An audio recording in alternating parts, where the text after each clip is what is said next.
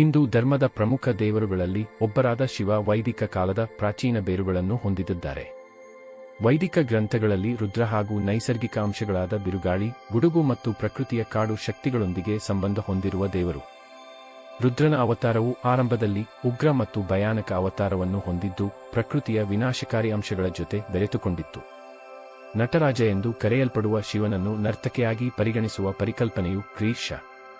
5ನೇ ಶತಮಾನದ ಸುಮಾರಿಗೆ ರೂಪುಗೊಳ್ಳಲು ಪ್ರಾರಂಭಿಸಿತು. ಚೋಳ ರಾಜವಂಶದ ಆಳ್ವಿಕೆಯಲ್ಲಿ ಕ್ರಿ.ಶ.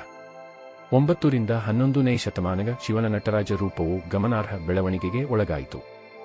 ಕಲೆ ಮತ್ತು ಸಂಸ್ಕೃತಿಯ ಪೋಷಕತ್ವಕ್ಕೆ ಹೆಸರುವಾಸಿಯಾದ ಚೋಳರು ನಟರಾಜನ ಸಾಂಸ್ಕೃತಿಕ ಮಹತ್ವವನ್ನು ರೂಪಿಸುವಲ್ಲಿ ಪ್ರಮುಖ ಪಾತ್ರ ವಹಿಸಿದರು. ಚೋಳರು ಶೈವ ಧರ್ಮದವರಾಗಿದ್ದು ಶಿವನ ಆರಾಧನೆಗೆ ಒತ್ತು ನೀಡಿದರು. ಅವರು ತಮ್ಮ ಪ್ರದೇಶಗಳಲ್ಲಿ ಭವ್ಯವಾದ ಶಿವ ದೇವಾಲಯಗಳನ್ನು ನಿರ್ಮಿಸಿದರು. ತಂಜಾವೂರಿನ ಬೃಹದೀಶ್ವರ ದೇವಾಲಯವು ಒಂದು ಪ್ರಮುಖ ಉದಾಹರಣೆಯಾಗಿದೆ. ಅವರ ಶಿಲ್ಪಗಳಲ್ಲಿ ಶೈವ ವ್ಯಕ್ತಿಗಳ ಮೇಲೆ ನಿರ್ದಿಷ್ಟ ಗಮನ ಹರಿಸಲಾಗಿದೆ. ನೃತ್ಯ ಮಾಡುವ ಶಿವನು ಸೃಷ್ಟಿ ಮತ್ತು ವಿನಾಶ ಎರಡರೊಂದಿಗೂ ಸಂಬಂಧ ಹೊಂದಿದ್ದನು, ಜೀವನದ ದ್ವಂದ್ವಗಳನ್ನು ಸಾಕಾರಗೊಳಿಸಿದನು. ಸಾಂಪ್ರದಾಯಿಕ ಚಿತ್ರಣಗಳಲ್ಲಿ ನಟರಾಜನನ್ನು ಪ್ರಪಂಚದ ವೃತ್ತವನ್ನು ಸಂಕೇತಿಸುವ ಉರಿಯುತ್ತಿರುವ ಉರಿಯೋಲ್ ಅಥವಾ ಪ್ರಭಾವಲಯದಲ್ಲಿ ಚಿತ್ರಿಸಲಾಗಿದೆ. ಅವನ ಉದ್ದವಾದ ಹರಿಯುವ ಡ್ರೆಡ್ಲಾಕ್ಗಳು ಅವನ ನೃತ್ಯದ ಶಕ್ತಿ ಮತ್ತು ಚೈತನ್ಯವನ್ನು ಸೂಚಿಸುತ್ತವೆ.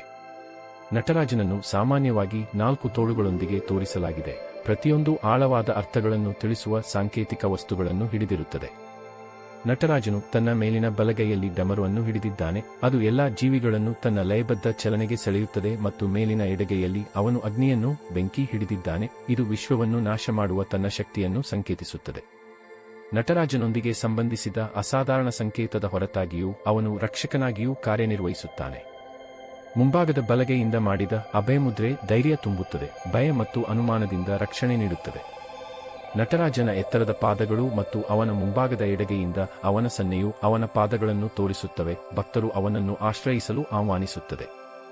ಬಳಸಿದ ಕರಕುಶಲ ಪ್ರಕ್ರಿಯೆಯು ಚೋಳರ ಯುಗಕ್ಕೆ ಸೇರಿದ ಸಾಂಪ್ರದಾಯಿಕ ಕಳೆದುಹೋದ ಮೇಣದ ಎರಕಹೊಯ್ದ ವಿಧಾನವಾಗಿದೆ. ಕಳೆದುಹೋದ ಮೇಣದ ವಿಧಾನವು ಕನಿಷ್ಠ 6,000 ವರ್ಷಗಳಷ್ಟು ಹಿಂದಿನದು. ಬಲೂಚಿಸ್ತಾನದ ಇಂದಿನ ಪಾಕಿಸ್ತಾನ ಮೆಹರ್ಗಢದಲ್ಲಿರುವ ನವಶಿಲಾಯುಗದ ಸ್ಥಳದಲ್ಲಿ ಈ ವಿಧಾನವನ್ನು ಬಳಸಿಕೊಂಡು ರಚಿಸಲಾದ ತಾಮ್ರದ ತಾಯಿತವು ಸುಮಾರು 4,000 ಬಚ್ಚೆಯಷ್ಟು ಹಳೆಯದು. ಗಮನಾರ್ಹವಾಗಿ ಮೊಹೆಂಜೊದಾರೊದ ನೃತ್ಯ ಹುಡುಗಿಯನ್ನು ಸಹ ಈ ತಂತ್ರವನ್ನು ಬಳಸಿ ರಚಿಸಲಾಗಿದೆ. ಈ ವಿಧಾನವು ವಿವರವಾದ ಮೇಣದ ಮಾದರಿಯನ್ನು ರಚಿಸುವುದು, ಅದನ್ನು ಮೆಕ್ಕಲು ಮಣ್ಣಿನಿಂದ ಲೇಪಿಸುವುದು, ಮೇಣವನ್ನು ಸುಡಲು ಬಿಸಿ ಮಾಡುವುದು ಮತ್ತು ಅಚ್ಚನ್ನು ಕರಗಿದ ಲೋಹದಿಂದ ತುಂಬುವುದನ್ನು ಒಳಗೊಂಡಿರುತ್ತದೆ.